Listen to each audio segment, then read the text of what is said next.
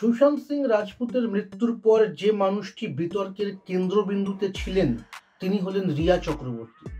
তাকে কাঠগড়ায় দাঁড়াতে হয়েছে, জেলে যেতে হয়েছে এবং সমাজের কটু কথা শুনতে হয়েছে। কিন্তু এত কিছুর পরেও রিয়া কিভাবে ঘুরে দাঁড়ালেন? সম্প্রতি তিনি এক সাক্ষাৎকারে তার জীবনের সেই সিক্রেট পাওয়ারের কথা জানিয়েছেন।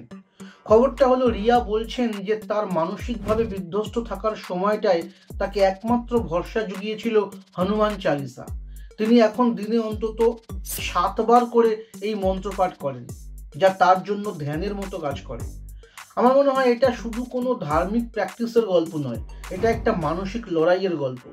যখন বাইরের সব দরজা বন্ধ হয়ে যায়, যখন পৃথিবীর সব মানুষ আপনার বিপক্ষে কথা বলে, তখন মানুষ তার ভেতরের শক্তির দিকে ফেরে। রিয়ার জন্য সেই শক্তিটা এসেছে হনুমান চালিসার মাধ্যমে।